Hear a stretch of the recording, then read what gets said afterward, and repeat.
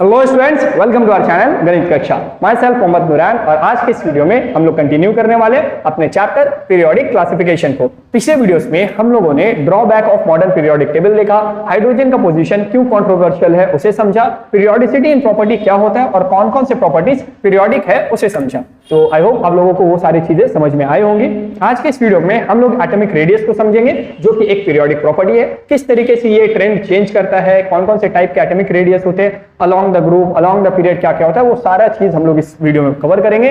Reasons को भी देखेंगे। तो ये वीडियो काफी इंपॉर्टेंट होने वाला है, क्योंकि यहाँ से बहुत सारे ऐसे क्वेश्चंस है जो एग्जाम में थ्योरेटिकल 2 मार्क्स में पूछा जाता है। ठीक है, तो आप लोग को बहुत ध्यान से इस वीडियो को देखना है। तो आप लोग कॉपी और पेन निकाल लो, हर एक चीज को अच्छे से नोट करो, ध्यान से चीजों को समझते जाना।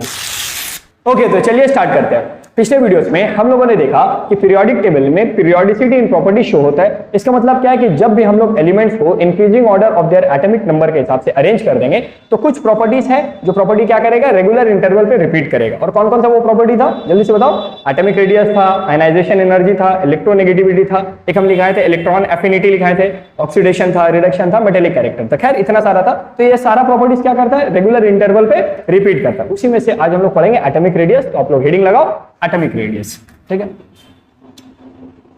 तो अब मेरे को ये चीज बताओ बाबू, एटॉमिक रेडियस का क्या ट्रेंड है, किस तरीके से रिपीट करता है, वो तो हम लोग पढ़ेंगे। लेकिन उससे भी पहले मेरे को ये बताओ कि एटॉमिक रेडियस का क्या चीज मतलब है। एटॉमिक रेडियस तो हम लोग जानते हैं, सर्कल है और सर्कल का एक रेडियस होता है। तो यहाँ पर भी कुछ वैसा ही बात हो रहा होगा। एटॉमिक रेडियस का अगर कोई पूछेगा कि भाई मतलब क्या है, तो इसका मतलब ये है कि द डिस्टेंस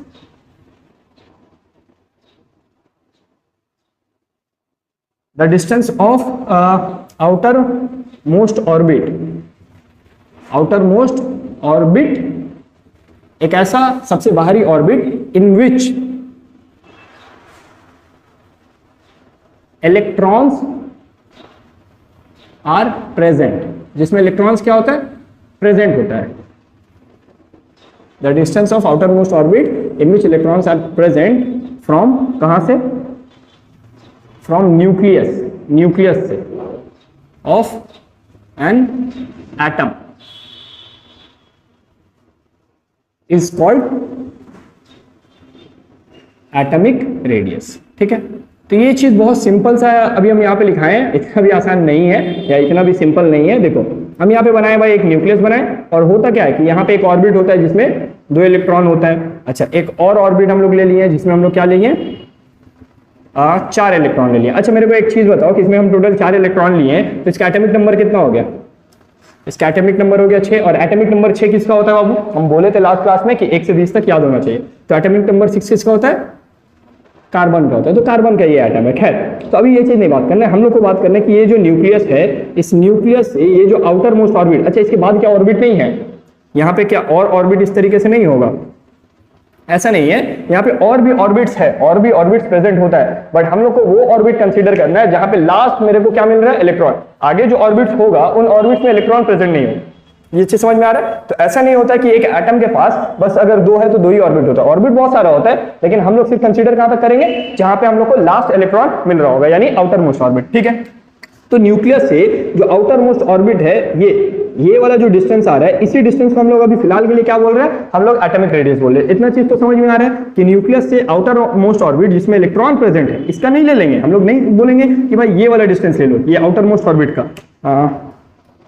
एक सेकेंड, तो ऐसा नहीं होगा कि हम लोग ये वाला डिस्टेंस कंसीडर करेंगे। ठीक है, ये ब्लू से हम जो बनाए, तो ये वाला डिस्टेंस कंसीडर नहीं होगा। जब भी कंसीडर होगा वो ऑर्बिट को डिस्टेंस हम लोग कंसीडर करेंगे जिसमें मेरे को क्या मिल रहा है, इलेक्ट्रॉन्स मिल रहा है। ठीक है, इतना चीज समझ में आया। तो ये मेरा क्या हो गया, एटॉमिक रेडियस हो गया। Clear, the distance of outer most orbit जहां पे हम लोग को इलेक्ट्रॉन मिलता है फ्रॉम न्यूक्लियस, उसको हम लोग क्या बोलते हैं, एटॉमिक रेडियस बोलते हैं। ठीक है, एटॉमिक रेडियस अब कितना तरीके का होता है ये भी आप लोगों को पता होना चाहिए। यानी हो गया टाइप्स ऑफ एटॉमिक रेडियस। ठीक है, तो ये रेडियस है, टाइप ऑफ एटॉमिक रेडियस। तो सबसे पहला जो एटॉमिक रेडियस है उसको हम लोग बोलते हैं कोवैलेंट रेडियस। कोवैलेंट रेडियस सबसे पहला जो निकलता है, कोवैलेंट रेडियस निकलता है। देखो ये रीजन भी होना चाहिए, अभी थोड़ा सा हम चीज बता रहे हैं। ये तो हम लोग समझ गए, एटॉमिक रेडियस का मतलब हो गया कि न्यूक्लियस से लेके आउटर मोस्ट ऑर्बिट में जो इलेक्ट्रॉन प्रेजेंट है उसको हम लोग क्या बोलते हैं, एटॉमिक रेडियस बोलते हैं। लेकिन आप कभी ना कभी क्लास 9 में, 8 में, 10 में डाल्टन एटॉमिक थ्योरी पढ़े थे। डाल्टन एटॉमिक थ्योरी या वहां पे जो हम लोग एटॉमिक थ्योरी पढ़ रहे थे वहां पे हम लोग ये चीज पढ़े थे कि एटम एक ऐसा स्टेट है जो एग्जिस्ट नहीं करता है। Atom can never be exist in a real life. हम लोग को कभी भी एटम मिलेगा नहीं। जब भी हम लोग को मिलेगा वो क्या मिल रहा होगा, मॉलिक्यूल मिल रहा होगा। क्लियर है ये चीज आप लोगों को पता है कि एटम हम लोग ये कंसीडर कर रहे हैं कि हाँ जो न्यूक्लियस है जहां पे आउटर मोस्ट ऑर्बिट है वहां तक के डिस्टेंस को एटॉमिक रेडियस बोलते हैं। बट ये डिस्टेंस हम कभी मेजर कर ही नहीं सकते। क्यों नहीं कर सकते? क्योंकि मेरे पास कभी एक एटम मिलेगा ही नहीं। तो अगर मेरे को कोई एटम मिलेगा नहीं तो उस एटम का रेडियस कैसे करके मेजर करें? और समझ में आ रहा है? तो इसलिए कभी भी एटॉमिक रेडियस हम लोग डिफाइन नहीं कर सकते एक एटम के बेसिस पे। इसलिए टाइप्स ऑफ रेडियसेस आए। जब भी हम लोग को मिल रहा होगा क्या मिल रहा होगा, मॉलिक्यूल्स मिल रहा होगा। और उस मॉलिक्यूल से हम लोग क्या कैलकुलेट करेंगे, हम लोग डिस्टेंस एटॉमिक रेडियस कैलकुलेट करेंगे। ठीक है, तो ये ठीक है, डेफिनेशन सही है। अगर कोई पूछता है कि एटॉमिक रेडियस एटम का निकाल सकते हैं क्या, हम लोग एटम का एटॉमिक रेडियस निकाल सकते हैं, तो इसका आंसर क्या होगा? इसका आंसर होगा भाई पॉसिबल ही नहीं। एटम का एटॉमिक रेडियस निकालना पॉसिबल नहीं है। एटॉमिक रेडियस निकलेगा लेकिन कहां से निकलेगा? मॉलिक्यूल से निकल रहा होगा या क्रिस्टल से निकल रहा होगा। किसी भी एटम का आपको रेडियस निकालना तो आपके पास क्या तरीका है, आप उसके मॉलिक्यूल्स को देखो, वहां से आपको क्या मिल जाएगा, एटॉमिक रेडियस मिल जाएगा। ठीक है, अब यही जो मॉलिक्यूल्स है तो मॉलिक्यूल्स तो अलग अलग तरीके का फॉर्म में एग्जिस्ट करता है, जिसमें से एक एग्जिस्टेंस है उसका कोवेलेंट फॉर्म। ठीक है, कोवेलेंट बॉन्ड बना के, या फिर कोवेलेंट हो गया, दूसरा भी लिख लो। ठीक है, वैंडर वॉल्स रेडियस। ठीक है, तो ये कोई साइंटिस्ट है, उन्होंने ये कैलकुलेट किया तो उसके नाम पे आया वैंडर वॉल रेडियस। और तीसरा जो होता है वो होता है बाबू मेटेलिक रेडियस। ठीक है, तो एटॉमिक रेडियस एटम का कैलकुलेट नहीं कर सकते, बट डेफिनेशन बोलेगा तो यही डेफिनेशन अभी लिखेंगे फिलहाल के लिए।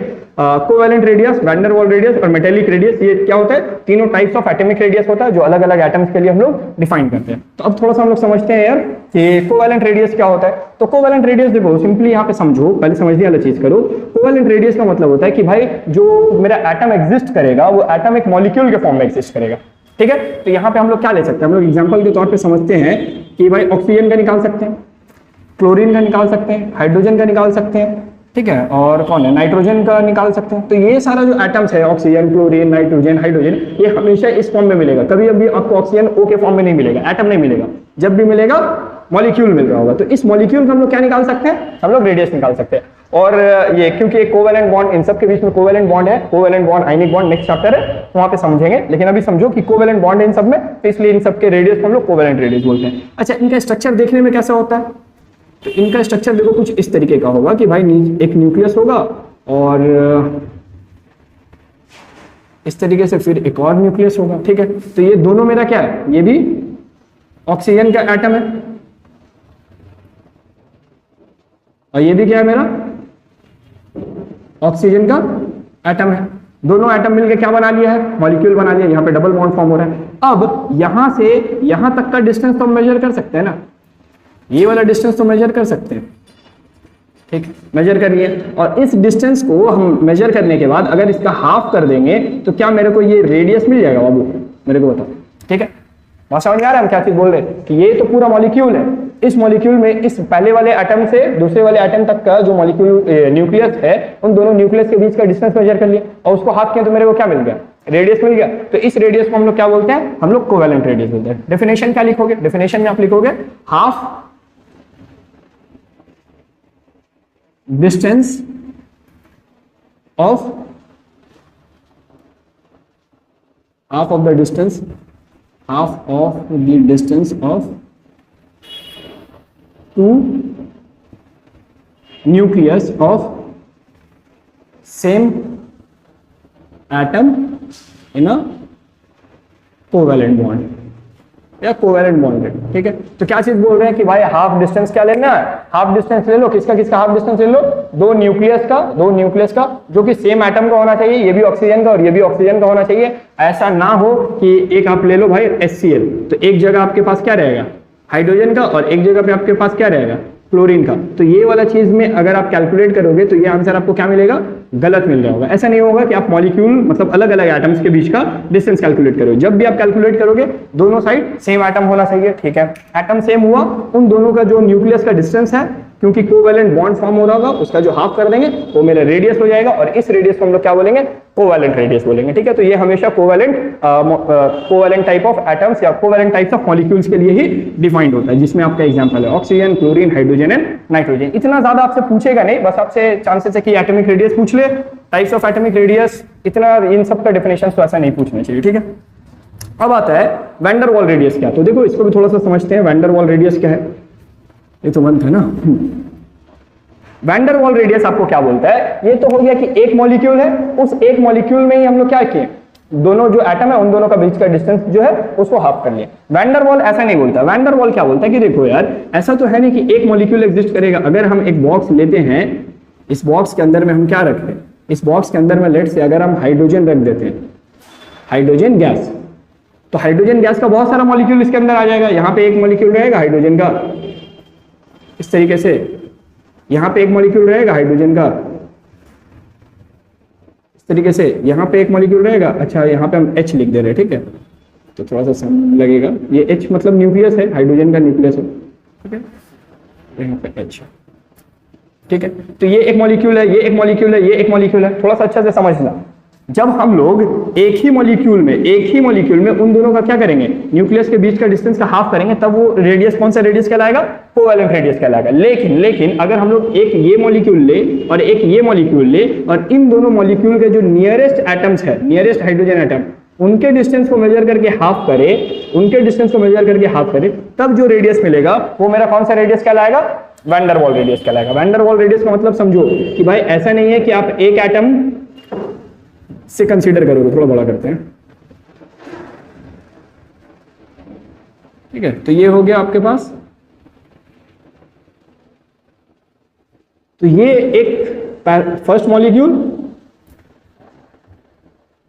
और ये आपका क्या है, यहां से यहां तक सेकेंड मॉलिक्यूल। तो फर्स्ट मॉलिक्यूल और सेकेंड मॉलिक्यूल में जो एटम के न्यूक्लियस है, उन दोनों न्यूक्लियस का जो डिस्टेंस आएगा, उसका जब हम लोग हाफ कर देंगे, तब उसको हम लोग क्या बोलेंगे, हम लोग वैन डर वाल रेडियस बोल देंगे, ठीक है। और इसी तरीके से क्या होता है, मेटेलिक रेडियस होता है, जहां पे हम लोग डिस्कशन करते हैं कि भाई कोई क्रिस्टल होना चाहिए मेटल का, ठीक है, सोडियम मेटल का क्रिस्टल हो गया। अब क्योंकि क्रिस्टल लेंगे तो क्रिस्टल में बहुत सारा वहां पे क्या होगा, एटम्स होगा, ठीक है। एक क्रिस्टल ले लिए, और इस क्रिस्टल में यहाँ एक एटम होगा, यहाँ एक एटम होगा, यहाँ एक एटम होगा, यहाँ होगा, ये सॉलिड के लिए डिफाइंड है, सॉलिड। तो यहाँ पे जो पहला न्यूक्लियस है, ये दोनों के बीच का जो डिस्टेंस होगा, इसका हाफ करेंगे तो क्या मिल जाएगा मेरे को, मेटेलिक रेडियस मिल जाएगा। तो मेटेलिक रेडियस किसके लिए डिफाइंड है, क्रिस्टल या किसी मेटल्स के लिए डिफाइंड है। और जो तुम्हारा गैसियस स्टेट में पाया जाता है या जो लिक्विड स्टेट में पाया जाता है, वहां पे हम लोग कोवैलेंट रेडियस और वैन डर वाल रेडियस कैलकुलेट कर रहे होते हैं। खैर, एटॉमिक रेडियस क्या है, एटॉमिक रेडियस आपका न्यूक्लियस से आउटर मोस्ट ऑर्बिट, जहां पे इलेक्ट्रॉन्स आपको मिल रहा होगा, उनके डिस्टेंस को आप क्या बोलते हो, एटॉमिक रेडियस बोलते हो। कितने टाइप का एटॉमिक रेडियस होता है, तीन होता है, कोवैलेंट रेडियस, वैन डर वाल रेडियस, मेटेलिक रेडियस। ये क्या होता है, कोवैलेंट रेडियस किसे बोलते हैं। तो अभी के लिए, अभी जितना हम बताया बस इतना काफी है समझने के लिए, 11-12 में जाओगे और समझना है, बट फिलहाल के लिए कोवैलेंट रेडियस क्या होता है कि एक कोवैलेंट बॉन्ड होना चाहिए, दोनों सिमिलर एटम होना चाहिए, और उन दोनों के न्यूक्लियस के बीच का हाफ डिस्टेंस को हम लोग क्या बोल रहे होंगे, कोवैलेंट रेडियस बोलेंगे, ठीक है। सेम एटम होना चाहिए, कोवैलेंट बॉन्ड होना चाहिए, उन दोनों के न्यूक्लियस का हाफ डिस्टेंस को हम लोग क्या बोलेंगे, कोवैलेंट रेडियस बोलेंगे, ठीक है। वैन डर वाल रेडियस क्या होता है, ठीक है भाई, वैन डर वाल में क्या होना चाहिए, दो मॉलिक्यूल होना चाहिए सेम एटम्स का, दो मॉलिक्यूल होना चाहिए सेम एटम का, ओके। पहले मॉलिक्यूल का पहला एटम, दूसरे मॉलिक्यूल का पहला एटम, उन दोनों के डिस्टेंस का, न्यूक्लियस के डिस्टेंस का हाफ को हम लोग क्या बोल रहे होंगे, वैन डर वाल रेडियस बोल रहे होंगे, ठीक है। और मेटेलिक रेडियस में क्या चीज आ रहा है कि भाई एक मेटेलिक क्रिस्टल होना चाहिए, सॉलिड के फॉर्म में होना चाहिए, उनके अंदर जो दो एटम्स होगा, उन दोनों के न्यूक्लियस के बीच का हाफ डिस्टेंस को हम लोग क्या बोलेंगे, मेटेलिक रेडियस बोलेंगे, ठीक है। तो डेफिनेशंस तो नहीं आने वाला, इतनी चीज आप लोगों से पूछा जाएगा, ओके।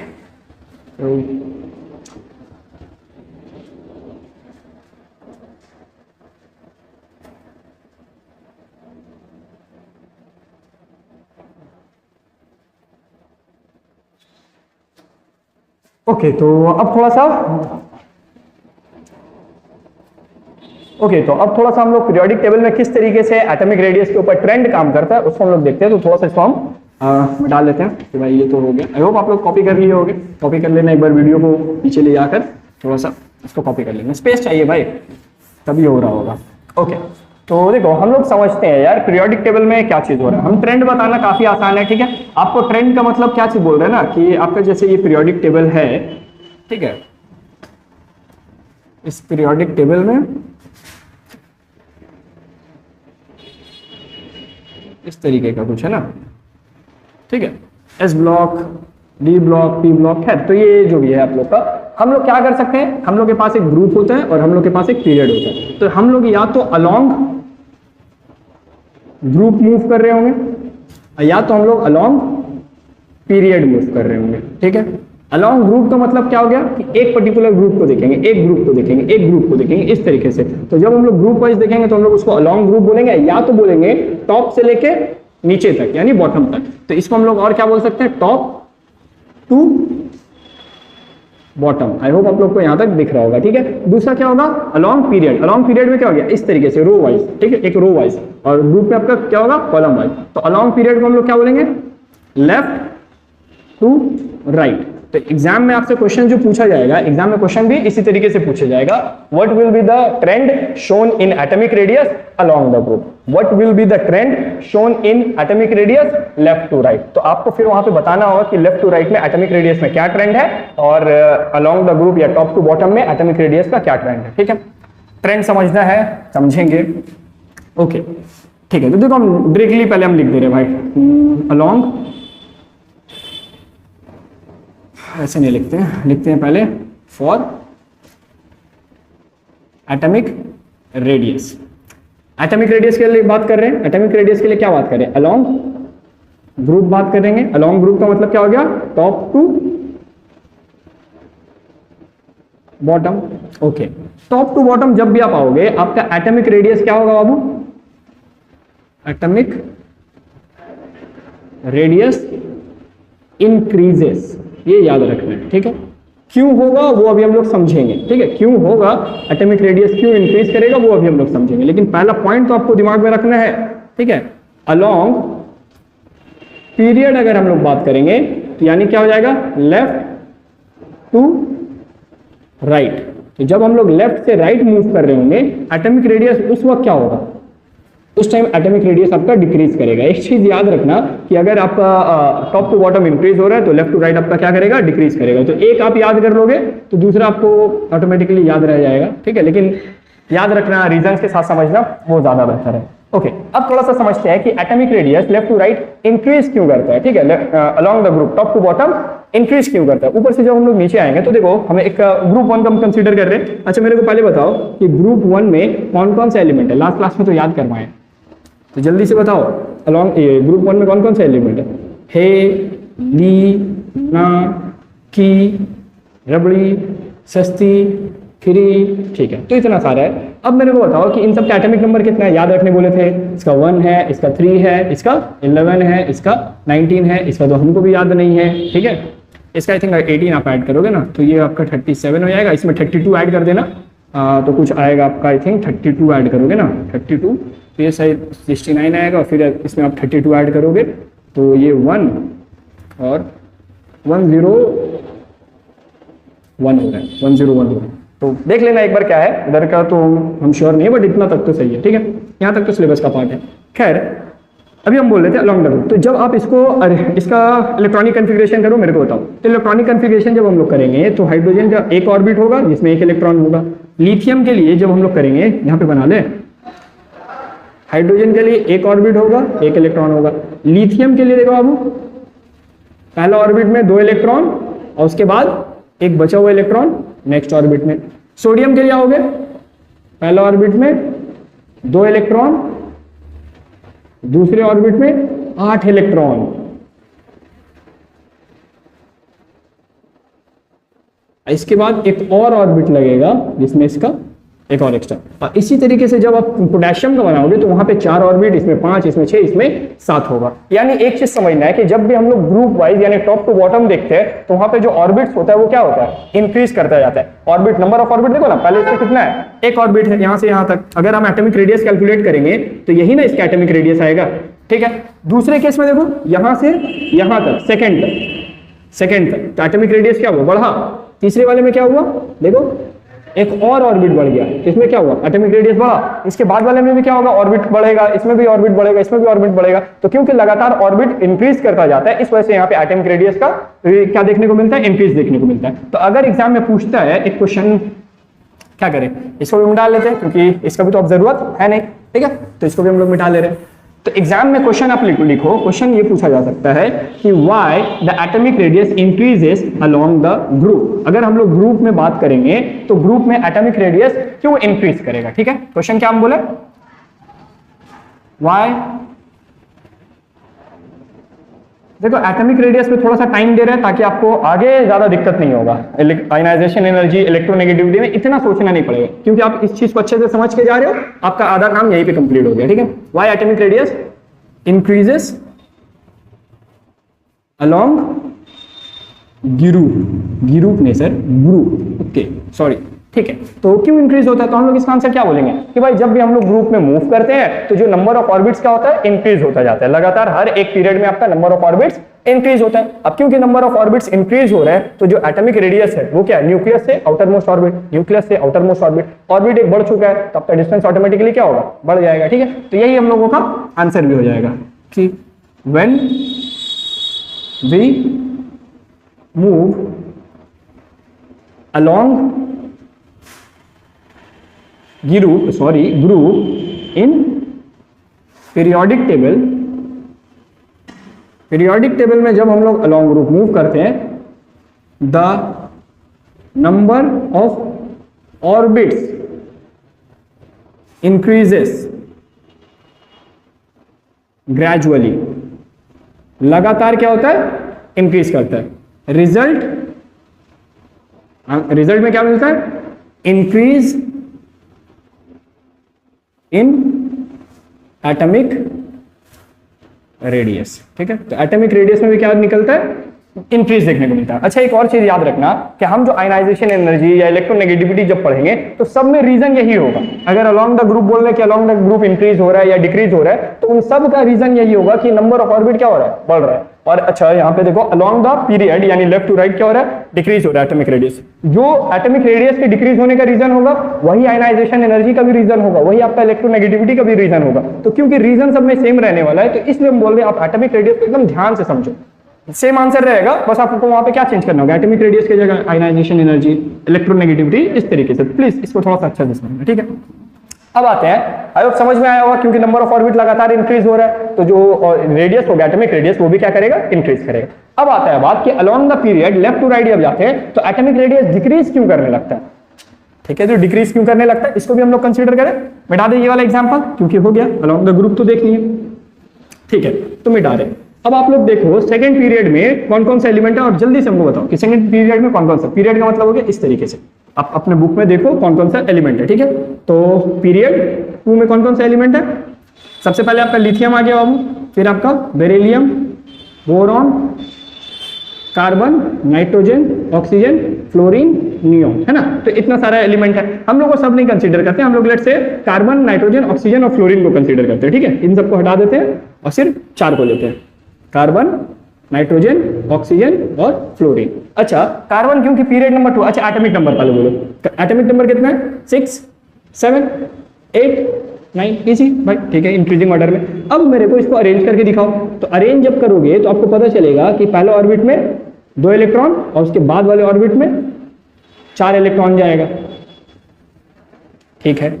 इसके लिए बताओ, इसके लिए पहले ऑर्बिट में 2 इलेक्ट्रॉन और इसके बाद वाले ऑर्बिट में 5 इलेक्ट्रॉन जाएगा, है ना।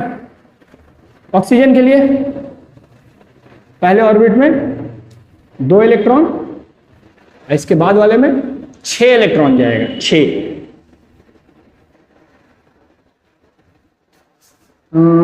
ये बहुत बहुत बहुत एक बोरिंग काम है, बार बार सर्कल बनाना, बार बार काउंट करना। अच्छा, इसमें कितना होगा, इसमें 7 होगा, ठीक है, 2,7, ओके, इस तरीके से हो गया। अब मेरे को एक चीज बताओ, क्या नंबर ऑफ ऑर्बिट इंक्रीज हुआ है, नंबर ऑफ ऑर्बिट तो इंक्रीज नहीं हुआ, इसमें भी 2 ऑर्बिट, इसमें भी 2 ऑर्बिट, इसमें भी 2, इसमें भी 2, तो सब में 2-2 ऑर्बिट है, ठीक है। अच्छा, एक और चीज हम आप लोग को बताए थे कि atomic number number of proton, number of electron, ये सब कुछ याद है, एक वीडियो में बताए थे, ठीक है, ऐसा मत करो। तो जितना एटॉमिक नंबर होता है उतना ही नंबर ऑफ प्रोटॉन होता है। प्रोटॉन का मतलब क्या था, पॉजिटिव चार्ज। तो इसके अंदर पॉजिटिव चार्ज कितना होगा, 6 होगा। इसके अंदर पॉजिटिव चार्ज 7 होगा। इसके अंदर पॉजिटिव चार्ज 8 होगा। तो यहाँ पे हम लोग लिख के चल रहे हैं 6 प्लस 7 प्लस यहाँ पे 8 प्लस। अभी हो सकता है कि लगेगा इन सबसे क्या फर्क पड़ेगा, बहुत फर्क पड़ेगा, ठीक है। अब यार ये पॉजिटिव चार्ज है न्यूक्लियस के अंदर, और बाहर का जो ऑर्बिट है उसके अंदर क्या है, इलेक्ट्रॉन्स है। और इलेक्ट्रॉन के ऊपर कौन सा चार्ज होता है, जल्दी बोलो सर। इलेक्ट्रॉन के ऊपर तो नेगेटिव चार्ज होता है। इसमें भी इलेक्ट्रॉन के ऊपर नेगेटिव चार्ज, इसमें भी इलेक्ट्रॉन के ऊपर नेगेटिव चार्ज, ठीक है। इसमें भी इलेक्ट्रॉन के ऊपर नेगेटिव चार्ज। और क्या आप लोग करंट इलेक्ट्रिसिटी पढ़ लिए? अच्छा, करंट इलेक्ट्रिसिटी नहीं भी पढ़े तो आपको इतना सिर्फ मेरे को बताओ कि अगर एक पॉजिटिव चार्ज रखेंगे और एक नेगेटिव चार्ज रखेंगे तो दोनों क्या करेगा, अट्रैक्ट करेगा या रिपेल करेगा? एक पॉजिटिव चार्ज एक नेगेटिव चार्ज दोनों अट्रैक्ट करता है या रिपेल करता है? अट्रैक्ट करता है, ठीक है। तो यहां पे भी देखोगे तो न्यूक्लियस में पॉजिटिव चार्ज है और बाहर ऑर्बिट में क्या है, नेगेटिव चार्ज है। पॉजिटिव चार्ज है, बाहर में नेगेटिव चार्ज है। तो ये पॉजिटिव चार्ज जो न्यूक्लियस में, जैसे हम न्यूक्लियस है तो हम पॉजिटिव चार्ज है, मेरे चारों तरफ में क्या है, इलेक्ट्रॉन नेगेटिव चार्ज। तो हम तो उसको अपनी तरफ अट्रैक्ट करेंगे ना भाई, हम तो इसको अपनी तरफ ऐसे खींच रहे होंगे, ठीक है, हम खींच रहे हैं।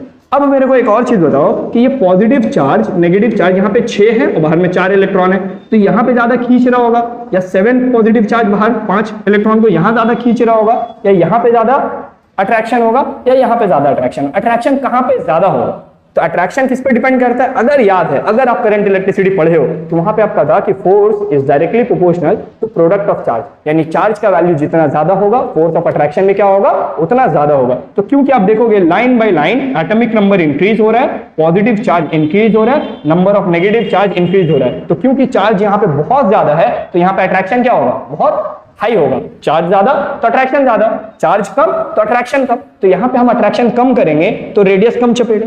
ये क्या होगा, जब आप ये इसको अंदर की तरफ खींचेगा तो ये एक सेकंड, ये जब इसको अंदर की तरफ खींचेगा तो ये जो ऑर्बिट है ये हल्का सा अंदर की तरफ मुड़ जाएगा, सिकुड़ जाएगा, अंदर की तरफ ऐसे टना जाएगा। यहां पे भी क्या होगा, 7 पॉजिटिव तो थोड़ा सा ज्यादा अंदर की तरफ में श्रिंक होगा, ठीक है। लेकिन लास्ट वाले का बात सोचो कि लास्ट वाला तो बहुत ज्यादा पॉजिटिव चार्ज है, बहुत ज्यादा नेगेटिव चार्ज। तो यहाँ पे अट्रैक्शन क्या होगा, बहुत हाई होगा, और यहाँ पे अट्रैक्शन हाई होने की वजह से साइज क्या होगा, बहुत ज्यादा छोटा हो जाएगा। तो साइज छोटा होगा तो हम लोग कंसीडर कहां से करेंगे, हम लोग यहाँ से यहाँ तक का साइज लेंगे, ठीक है। इसमें भी वैसे यहाँ से यहाँ तक का साइज लेंगे, ठीक है। इसमें भी यहाँ से यहाँ तक का साइज लेंगे। तो लगातार आप देखोगे साइज क्या कर रहा है, डिक्रीज कर रहा है। लगातार आप देखो कि साइज लगातार क्या करेगा, डिक्रीज करेगा। तो रीजन समझ में आया कि हम क्या बोले? रीजन यहाँ पे है कि भाई जैसे जैसे हम लोग ये अलोंग द पीरियड मूव करते हैं, लेफ्ट से राइट जाते हैं, तो जो पॉजिटिव चार्ज है या इफेक्टिव, इसको बोला जाता है effective number of charge. Effective number of charge है वो क्या होता है, इंक्रीज होने लगता है। Effective number of charge increase होता है तो अट्रैक्शन होता है न्यूक्लियस, अट्रैक्शन होता है न्यूक्लियस के बीच में और आउटर मोस्ट ऑर्बिट के इलेक्ट्रॉन्स के बीच में, जिसकी वजह से जो आउटर मोस्ट ऑर्बिट है वो अंदर की तरफ श्रिंक हो जाता है और एटॉमिक रेडियस क्या कर जाता है, डिक्रीज कर जाता है। रीजन समझ में आया? बहुत अच्छा। इस पर भी क्वेश्चन लिखो, व्हाई एटॉमिक रेडियस इंक्रीजेस नहीं। अब मेरा दिल कर रहा है बस हम एटॉमिक रेडियस पढ़ा के छोड़ दें, नेक्स्ट वीडियो में आयनाइजेशन एनर्जी और इलेक्ट्रोनेगेटिविटी पढ़ें अच्छा से आराम से, फिर वहां से कंटिन्यू करें। Why atomic radius decreases along क्या, अलोंग पीरियड। तो आप रीजन क्या बोलोगे कि जब भाई हम लोग अलोंग पीरियड मूव करते हैं तो जो इफेक्टिव नंबर ऑफ चार्ज होता है वो इंक्रीज होता है, जिसके वजह से फोर्स ऑफ अट्रैक्शन इंक्रीज होता है, जिसके वजह से जो एटॉमिक रेडियस होता है, ये जो ऑर्बिट होता है वो अंदर की तरफ, इनसाइड की तरफ श्रिंक करता है, जिसके वजह से एटॉमिक रेडियस डिक्रीज करता है। ये पूरा बोलना होगा, ठीक है। क्या क्या चीज बोले वो पूरा बात बोलते हैं। When we move along period, जब हम लोग अलोंग पीरियड मूव करते हैं, the effective number of nuclear charge, nucleus में जो चार्ज है उसको हम लोग बोलते हैं न्यूक्लियर चार्ज इंक्रीजेस। वो क्या करता है, इंक्रीज करता है। रिजल्ट इन श्रिंकेज, रिजल्ट किसमें होता है, श्रिंकेज होता है of outer most orbit. Result क्या होता है? श्रिंकेज होता है किसका? आउटर मोस्ट ऑर्बिट का। एंड एटॉमिक रेडियस डिक्रीजेस, और जिसके वजह से फाइनली एटॉमिक रेडियस क्या होता है? डिक्रीजेस ग्रेजुअली, लगातार। लगातार क्या देखने को मिलता है? डिक्रीज देखने को मिलता है। अच्छा, एक और चीज यहां पे एक एक्सेप्शन है बाबू, एक एक्सेप्शन है,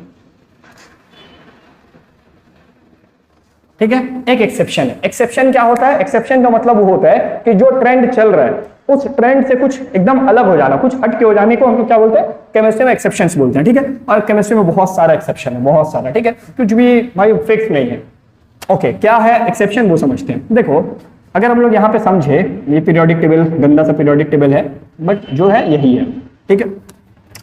यहाँ पे आपका लिथियम है, बेरिलियम है, बोरॉन है, कार्बन है, नाइट्रोजन है, ऑक्सीजन है, फ्लोरीन है और नियॉन है। तो हम लोगों को पता है कि जैसे जैसे जैसे जैसे हम लोग इस side along the period move करेंगे, मेरा एटॉमिक रेडियस क्या करेगा? डिक्रीज करेगा। लिथियम से छोटा बेरिलियम, बेरिलियम से छोटा बोरॉन, बोरॉन से छोटा कार्बन, उससे छोटा नाइट्रोजन, उससे छोटा ऑक्सीजन, उससे छोटा फ्लोरीन, एंड फाइनली सबसे छोटा कौन होना चाहिए था? नियॉन। नियॉन नियॉन इसको सबसे ज्यादा छोटा होना चाहिए था, सबसे ज्यादा छोटा होना चाहिए था। लेकिन एक्सेप्शन में ये देखने को मिलता है कि जो हर पीरियड का जो आपके पास लास्ट में क्या होता है? Noble gas. नोबेल गैस सबसे बड़ा होता है। यानी यहाँ पे लगातार क्या हो रहा है? Size decrease decrease decrease decrease decrease, और यहाँ पे जैसे ही नियॉन पे पहुंचे साइज अचानक से क्या करता है? इंक्रीज कर जाता है। और समझ में आया? तो यहाँ पे लिखेंगे हम लोग कि नोबेल गैस